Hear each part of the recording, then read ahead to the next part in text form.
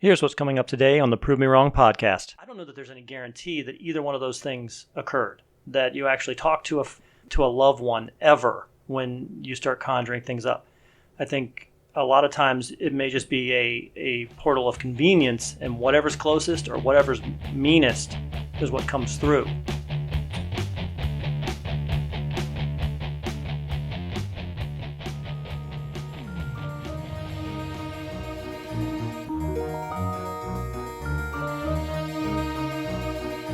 Welcome once again to the Prove Me Wrong podcast, everybody.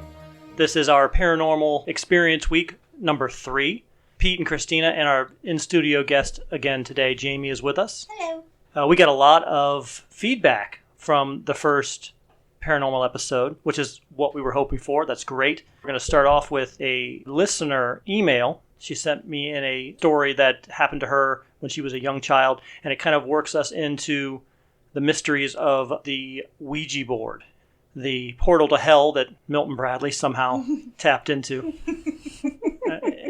Any truth to the fact that Milton Bradley somehow has devised a formula for a portal to hell? What do you think, Christina? Agreed.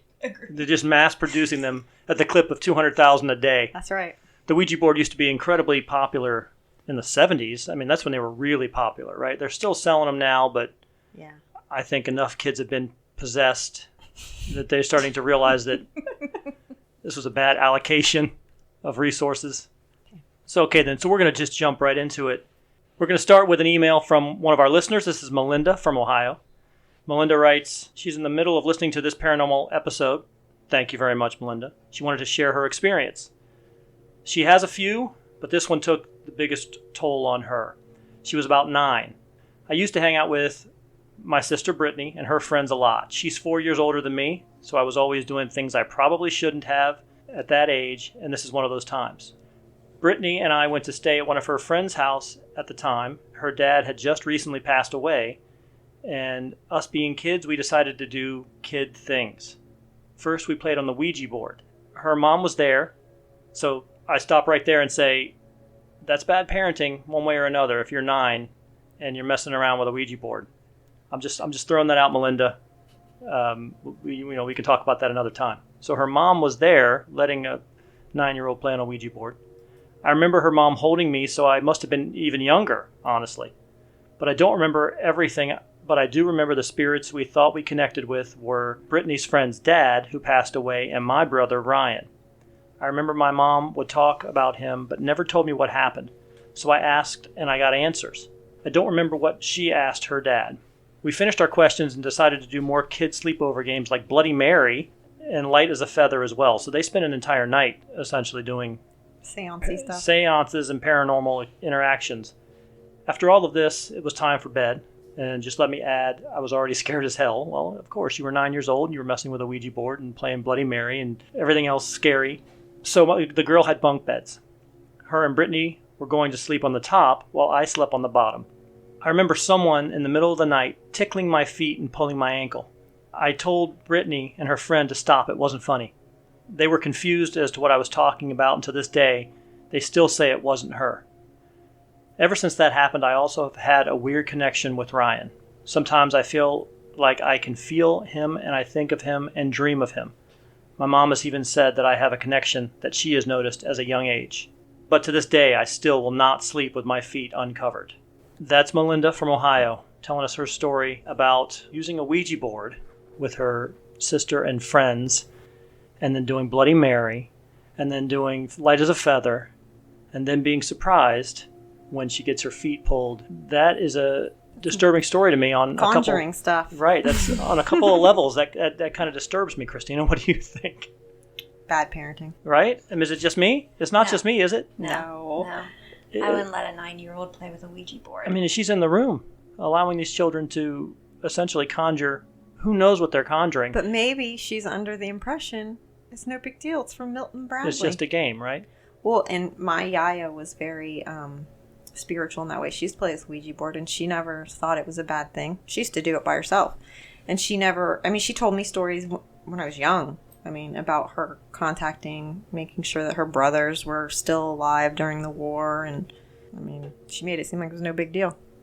But see, and I had friends that wouldn't allow it in the house. Like, right. Jenny's Jenny Byerly, her mom would not allow it in the house. Right. So, was the one your grandmother used, was it a production model, or was it something that she it was her had mother's. So, I mean, she got it in like 1913, so I don't know. Was Milton Bradley around then? Probably not, because her mother came straight from Greece. So it was probably something that, it was like probably something the family made even, who knows. See, so those type of things I can believe a little bit more than, I just have a hard time believing that you can make something, just mass produce something, and you get those answers. I think it's just a tool. I think it's the actual people that are using them that create the energy or the vibe or the door. I think it's the actual person. I think that's just a tool.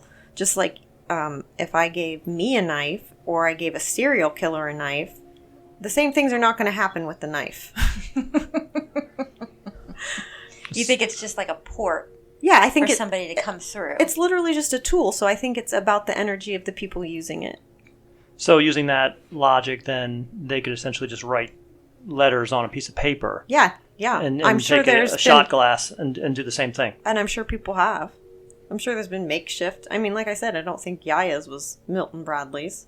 And it never lied to her. Her brother stayed alive during the war. Well, they said they found like the first Ouija board in China in the 1100 AD or something. So see, it wasn't. They found Milton They found a form of a Ouija board, and so. Yeah, I'm really uncomfortable with allowing, especially young children who may not understand what they're dealing with.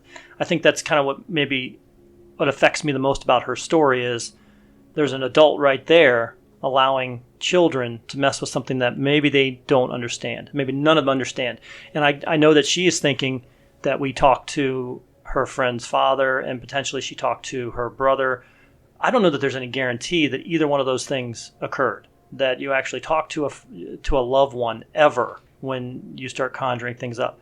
I think a lot of times it may just be a portal of convenience, and whatever's closest or whatever's meanest is what comes through. See, like when we used to play with it when we were kids, it was never anybody we knew. Mm-mm. Nobody we knew ever came forward. Through. It was usually the same person. Christina and I had the same name would come up. The same girl all the time. Came up every single time, but it was and never, I'm not sure it was a girl. I think it was just I don't know. I'm going to go more with like demon, honestly.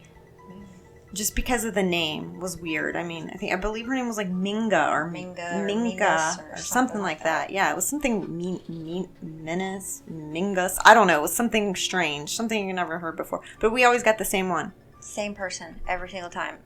And it didn't matter if Christina was playing with her friends or I was playing with my friends.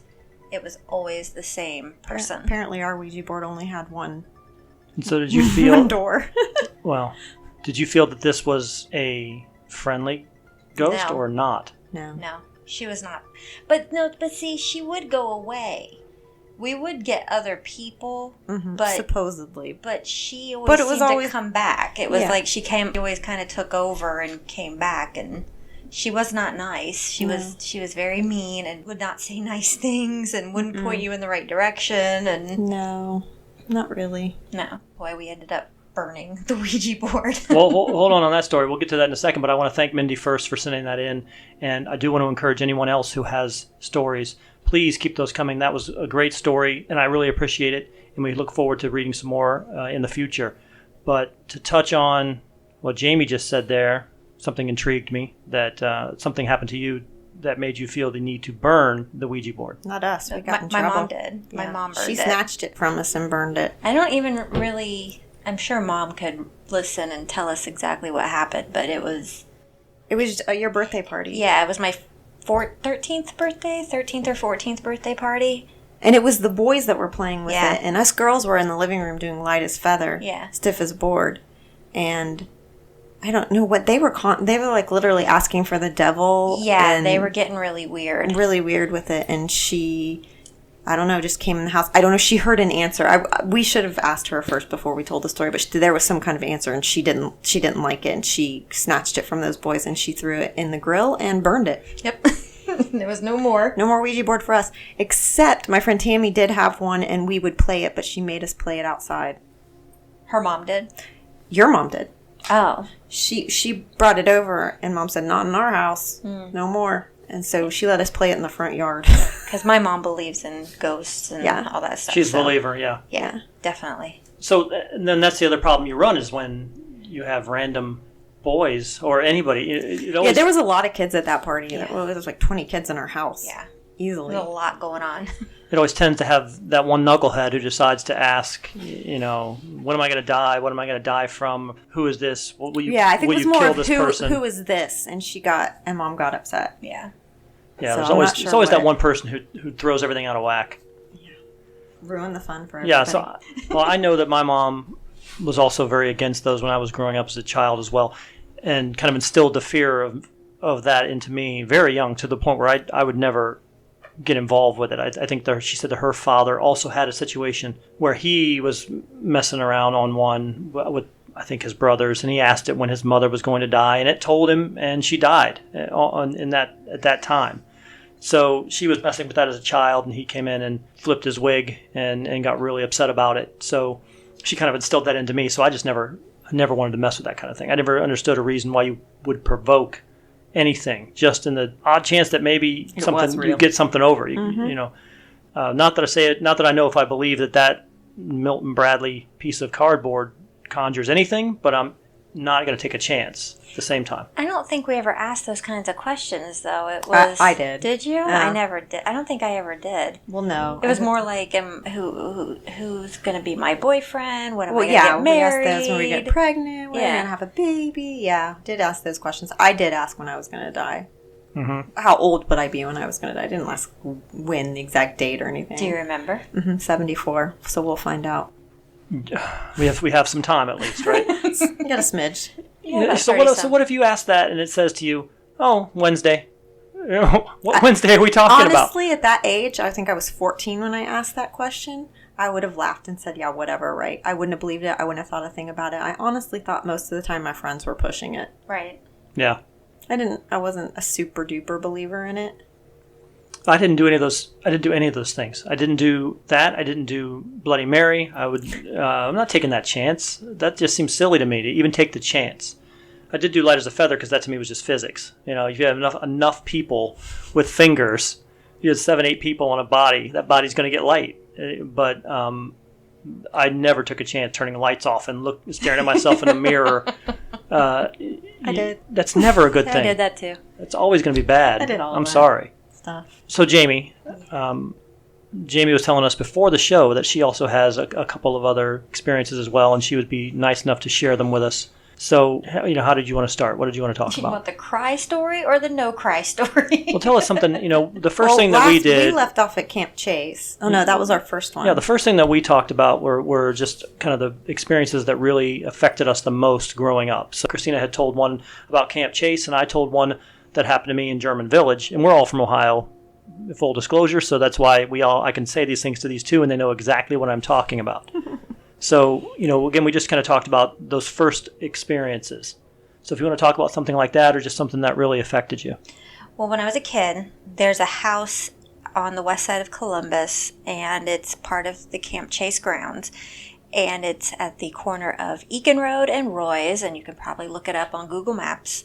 It's a huge 2-story house, and it's like no other house on the block in the area. It's this beautiful house with these huge pillars in front, and later found out it was a holding prison for Camp Chase, and they used to bring prisoners there in the basement, and the house has a huge winding staircase inside, and my mom actually knew the woman who lived there. Her name was Stella, and she had a Down syndrome daughter, and we used to go to the house frequently because my mom and her were friends. And one time, Stella mentioned that her daughter was talking to people in the house, and she didn't really take much to it because she thought her daughter had made up friends in her head and no big deal. And we went to the house one day, and somebody called me into the kitchen, and the kitchen had a big swinging old-fashioned door. And I walked from the living room, which was in the front of the house, to the kitchen, which was all the way in the back of the house.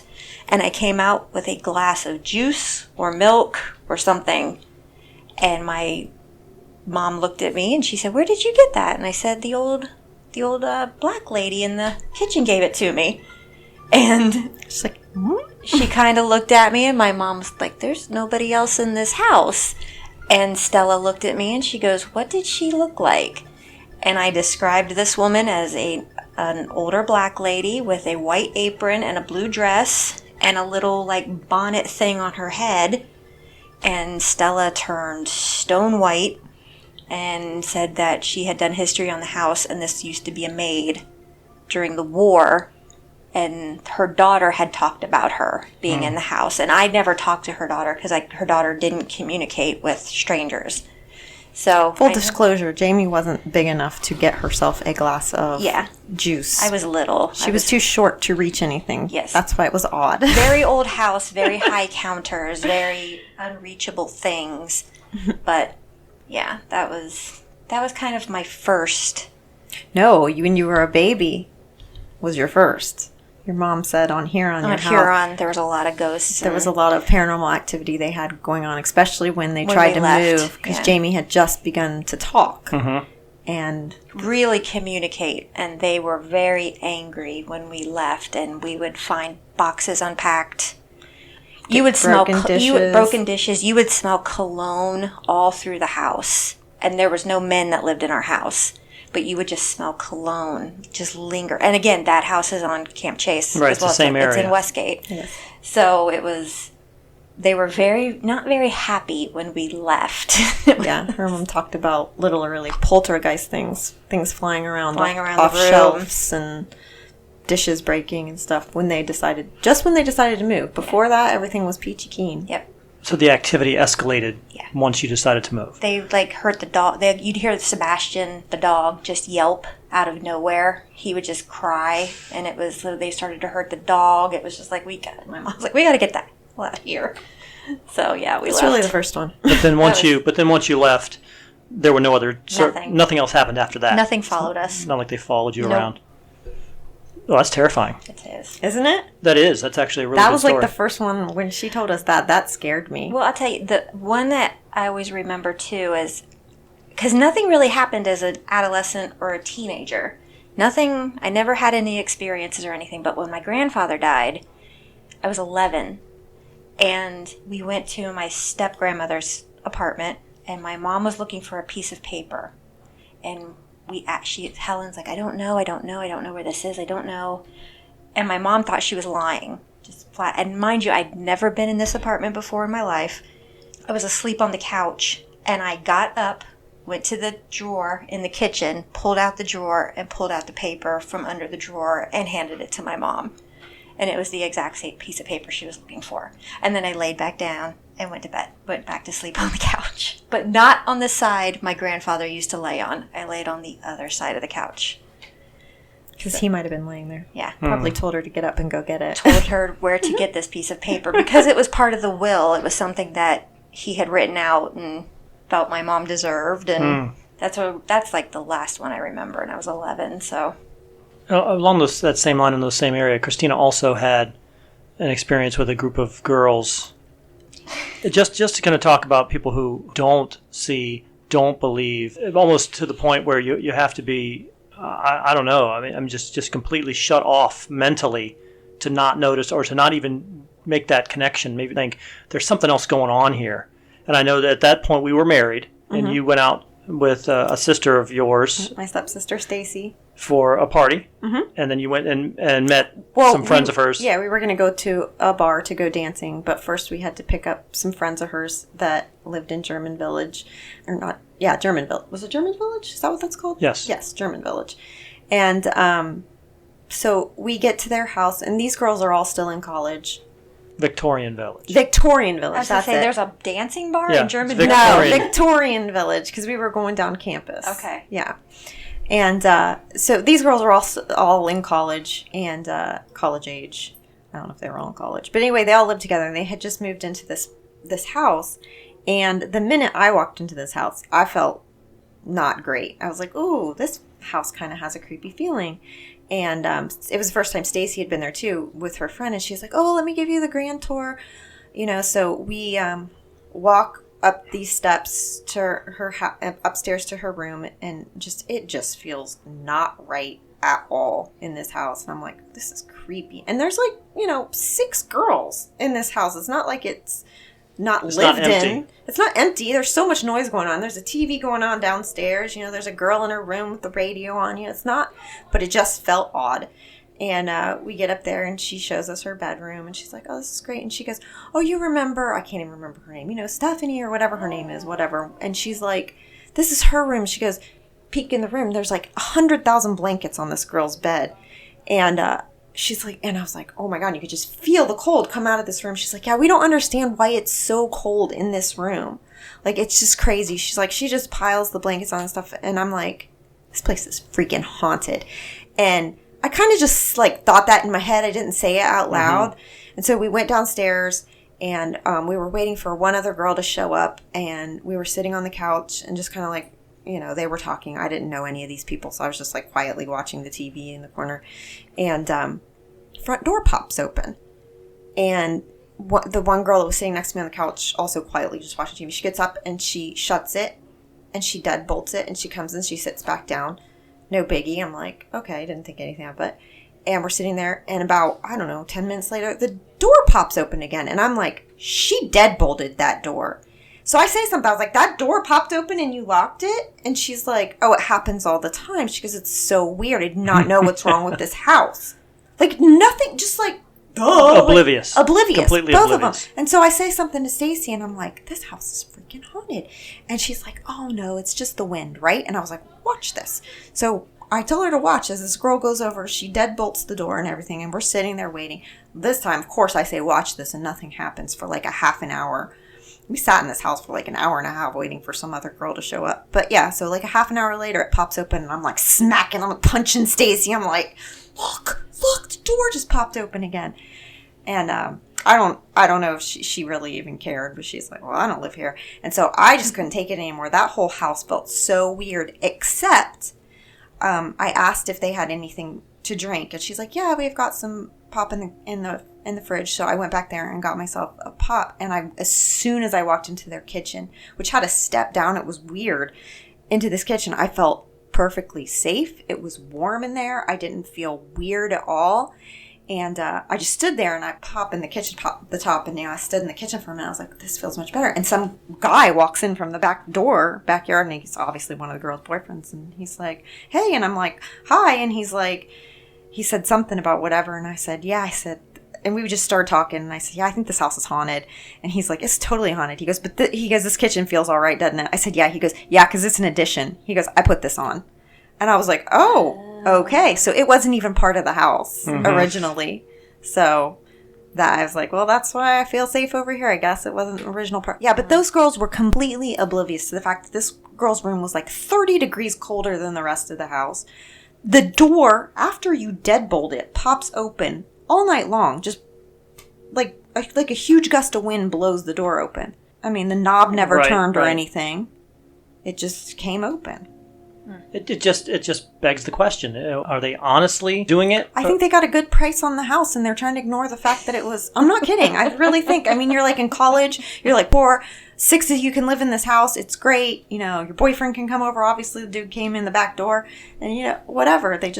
It's worth it to them. Well, at least that makes me feel better that you don't think that they were. They might have been just blind to it. I think a couple of them were. I think the girl that was sitting on the couch next to me, who never really said anything, I think she knew, but she was. What is she going to do? She committed. Right. Yeah. Yeah. But the girl in the room that was really cold, oblivious. I would just put more blankets on my bed.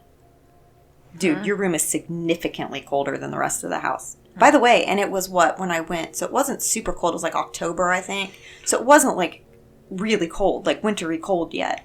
I mean, it was fall. Right. I just remember you coming home and telling me the story, and it reminded me a lot of a house that my mother's friend Mary Manuel lived in, who was directly next door to where my grandmother lived initially. She lived directly next door to my grandmother, and then moved 200 yards away and lived next door to my Aunt Alice after that.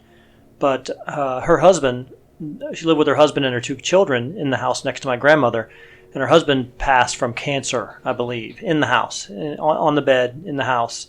He died when I was very young, but and I would be over there quite often, and it was just common. It was just common knowledge that she would say it was him, but something was there. It was him or it wasn't him. Something was there, and it would be keys would be missing, and then she would.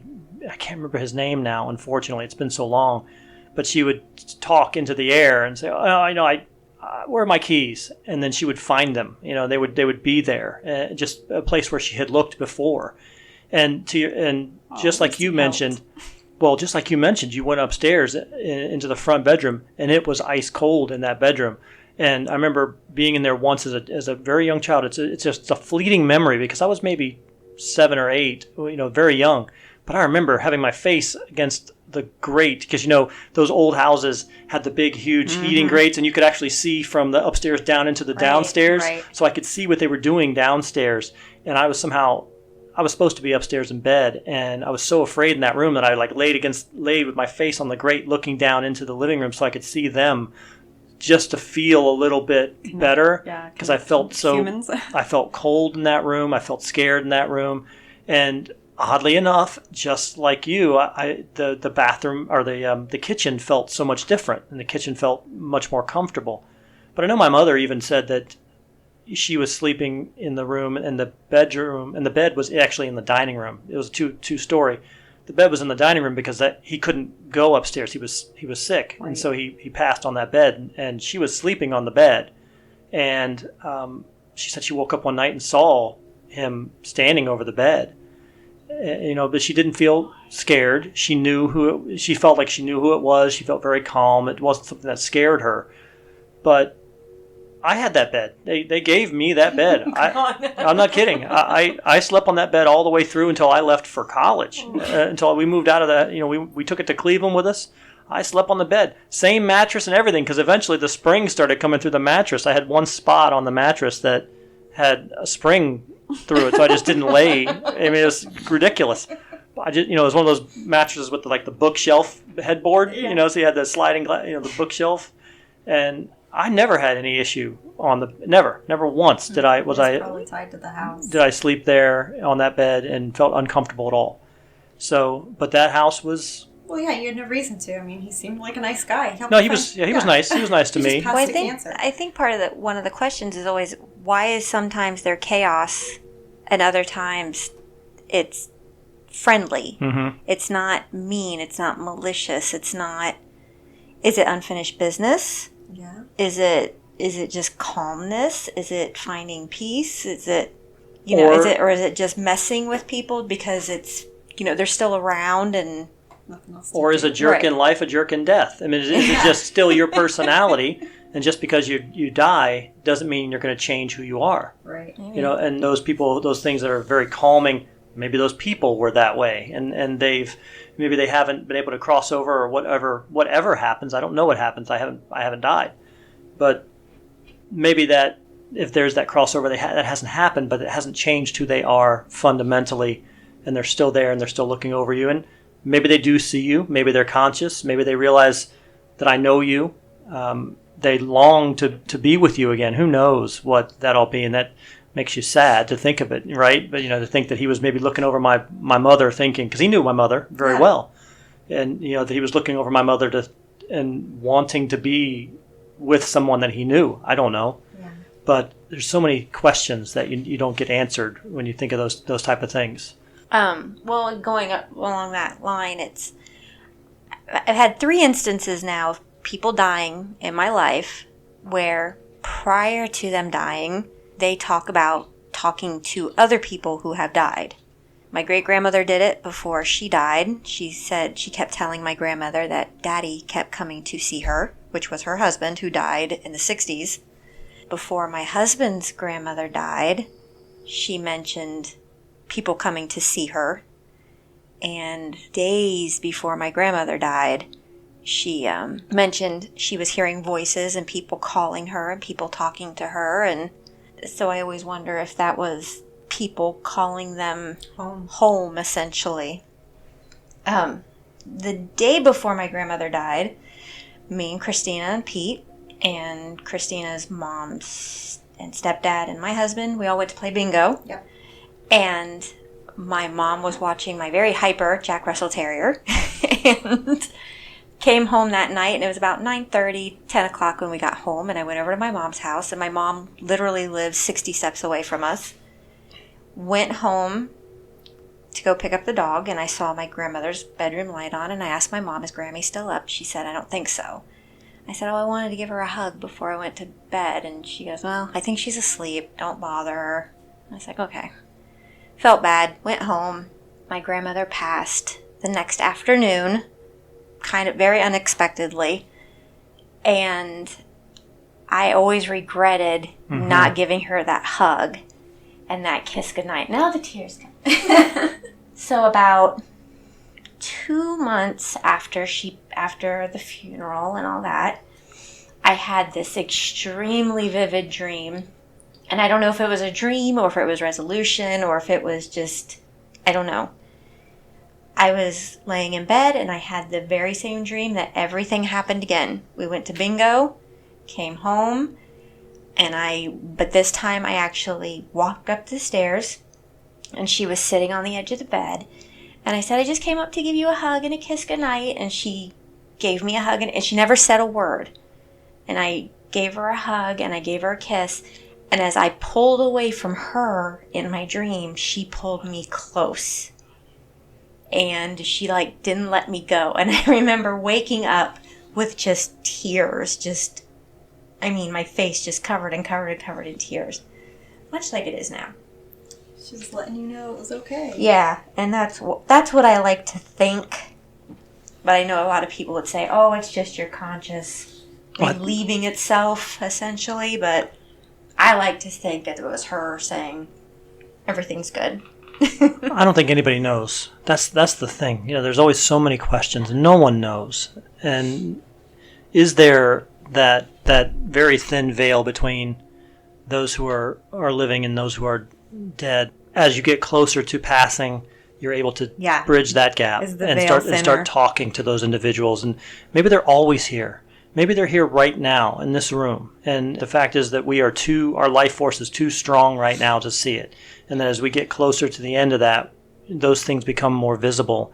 I don't know. It's a fascinating idea to think about that, because it happens all the time. Is it your brain? I know a lot of people say it's oxygen deprivation and all these things, but it seems so odd that it's everybody. But it seems so odd that it's consistent. Yeah. Right? That it's a consistent thing that you hear people say a lot. Right. It isn't oxygen deprivation. Could be anything. You could say, look at that unicorn. You could say, oh, look, there's a gorilla in my room. It's always somebody who else has passed, right? My grandmother, when she was passing, was talking to her sister who had died of cancer 10 years earlier. Mm-hmm. And I kept saying, Grandma, she's not here. She kept asking, telling her to come over closer to the bed. She couldn't really see her. And Grandma, no. One more story, I'll tell you, and it goes with, I don't think it's oxygen deprivation. When Sean's grandmother died, Sean and I had been dating less than a year, and about 8 months prior, I had my dog put to sleep. And I'd had the dog since I was 5 years old up until I was 19. I went to go visit Sean's grandmother with him, and she was dying of leukemia. And Sean sat on one side of the bed, and I sat on the other side of the bed. And at the end of her bed was the wall, and she just had all these angel statues and figurines on the wall. And she kept telling Sean that all these people were coming to visit her. Mm. And it kind of freaked Sean out a little bit. And she said, do you see them? Do you see them? They're all up there. They're all visiting me. And it just kind of freaked us out. But during the visit, she leaned over to Sean and she goes, honey, I don't like having animals in the house. And Sean looked at her and he goes, Nana, there's no animals in the house. What are you talking about? And she kind of gestures over to me and she looks back at Sean and she goes, Jamie brought a dog in this house. Nana, there's no dog in this house. She looks over at me, she looks over at Sean, and she goes, there is a black and white dog sitting next to Jamie. And I just burst into tears because that was my dog. Mm-hmm. That was my dog that we had put down to sleep 8 months before. She'd never seen him, never met him. I never talked about him to her. Sean had met that dog twice, maybe. nothing. And it just killed me that she saw that dog sitting with me. And I just went, okay, I have to go now. So I don't know. I don't know. I think they stay with you for a little bit. And Sebastian was a very, like, he was always with us as kids. Like, he was like the dog that had to be right up there. So he was like, had his human, like, he right by your side all the time. Like, he was. I remember when I first started staying with Jamie, and her mom would have to work nights. We'd have to sleep at the office in that playroom and stuff, and it scared me. I always thought it was so dark and scary in there. It would always make me feel better because he'd come right in with his little chubby legs, his little short legs, and he'd come and he'd sleep with us and make me feel better. And he always let you lay on him like a pillow. Yeah. That was the best. He would lay down. He was just lay on him. Basset. He was Basset and Blue Tick Hound. So he had the full body of a Basset Hound. Yeah. So he was long and short, but he looked like, the rest of him looked like a Blue Tick. A Blue Tick Hound. He was black and white spots and big black mask. He was the best. Best dog. Those are eye-opening stories, Jamie. I'm telling you, I hadn't heard any of those as far as I can remember. I don't tell the Grammy story a lot because it really upsets me. It really messes me up when I talk about it because it was so real and so. Just speaking of grandmas, I was gonna say when my grandma passed, I was actually there when my grandma passed. The very moment she passed, that night after she had passed. You know, we went through the day and whatever, and it was exhausting, but we knew it was coming, but it was sad, and I'd come home, and I couldn't sleep in my bed. I just couldn't sleep. Couldn't sleep very well. I was laying on our couch out in our loft area, and I was just, like, watching old reruns of the Golden Girls, but, like, didn't even have the sound on. And I was, like, drifting in and out of sleep, but not, like... I mean, I was just tired, but I wasn't asleep yet. And I had my head cocked a certain way, and at the time I had long hair. And I had this piece of hair, and it just fell right over into my face. And I thought to myself, I gotta move that. It's like tickling my nose. But I was tired, and you're just, I should probably move that. And just all of a sudden, I felt my grandma's presence in the room. My hair went back with a fingernail, like across my forehead, put it behind my ear. And that was it. And I just like woke up. And my hair was behind my ear. And I was like, did I just dream that? Did that just really happen? Was my grandma just here? Did she say goodbye to me? Did she just touch me? Because it sure felt like, because she always had really long nails. And it sure felt like, just like when she would put my hair behind my ear when she was talking to me. And I was like, that was really strange, And I never said anything. I mean, I might have mentioned it to Pete, but I never mentioned it to anybody in my family. And a year later, my brother said to me that he goes... I don't know how we got on the subject, but he said the night Grandma passed, later that night, he said, it was really strange. I was laying in my room, and he said, I felt this breeze, and then I felt somebody just stroke my back, and then he goes, I woke up kind of startled, like, who was that? And he goes, it was so strange. And I was like, well, or actually, he's told me that. And I said, well, when was that? And then he said, and I was like, that's the night Grandma died. That's how we figured it out. And I was like, yeah, that was the night Grandma died. I was like, and then I told him what happened to me. He goes, oh my gosh, I think she visited us. And so we kind of thought that great grandma would say goodbye to us. But my sister Delana was kind of upset because she was like, nothing happened to me that night. I said, well, maybe you just don't remember. I'm sure grandma came and said goodbye to you. We had to like console her because she didn't get a visit. Yeah, she didn't feel her visit. So. And do you think it's odd that as long as you and I have known each other, that both our maternal grandmothers died on the exact same day, just different years. Different years. Like a year apart? 1 year apart. 1 year apart? Mm-hmm. Yeah. It's just, to me, it's very, very weird. It's weird. I have been incredibly lucky in that respect, that I really haven't had anybody so far in my family who has passed. My grandmother's still alive. My grandfather died a long time ago when I was in high school, but we were never. He moved to Florida when I was young anyway, and I didn't really see him again until we brought him back to Ohio, and then he didn't last long after that. He already had cancer at that point. I've never had those situations, but I'll be honest with you. I know that they both. I can tell that it hurts both of you, but at the same time, it gives me hope in thinking that these sad moments happen for you, but then these people came back and made contact with you at least one more time, both of you, just to kind of give you that sense of closure, as it were, or just to let you know that, okay. I love you. I'm thinking of you. I'm here. I haven't left in reality. This is just kind of one stage of it all. I mean, honestly, if there's something to take from that, and these are really sad stories tonight. I mean, they really are. But if there's something to take from it, it is the fact that I think that both of you were given expressions of love that kind of helps to kind of carry you through. Yep. I think so, too. I think so. I believe it was her. It felt too real not to. It felt too much like her not to be. Yeah. And coincidentally, on the same day she'd passed. For the listening audience, if any of you have ever had any situations or circumstances that have come up where a loved one has passed and you feel like they have tried to make contact with you or have reached out to you in some way, please let us know. You can contact us through the Prove Me Wrong podcast email. It's provemewrongcast@gmail.com. You can also message us through Facebook. We're on Facebook. It would just Prove Me Wrong podcast. We're also on iTunes, Spotify, Stitcher, TuneIn, radio, a lot of options to listen to us. If you like what you've heard, like us on Facebook, and you'll be the first to know when new content arrives. But anything else, ladies? No, I'm good. Nice and sad. I'm good. This episode of Prove Me Wrong podcast is brought to you by Zendozone's Citronella Burners from JT Eaton. Listen, I live in Florida. The bugs here are big enough to steal the rent check, and a citronella candle is essential to my back patio. How do I bring Zen to my outdoor zones? Zendozones.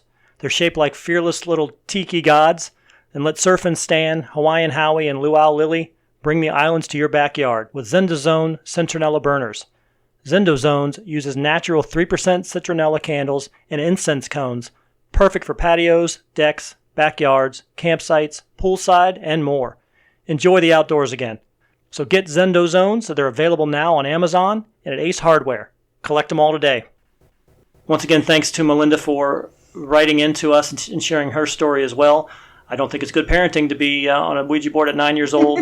But again, she also had a situation where she feels like she's made some contact with a family member, with a loved one. And if nothing else, that has definitely given her a sense of peace as well. So I think there's something to it. I don't think that these things are random, oxygen-deprived mind. It is something that they're too consistent. And usually if you have things that come out that often, that consistently, you have to give them some type of truth. So if you have any situations like that, please contact us and let us know. We'll read them online. Or you can also join us on the podcast like Jamie here and tell your story. But for Christina and Jamie, this has been the Prove Me Wrong podcast, and we'll talk to you again soon.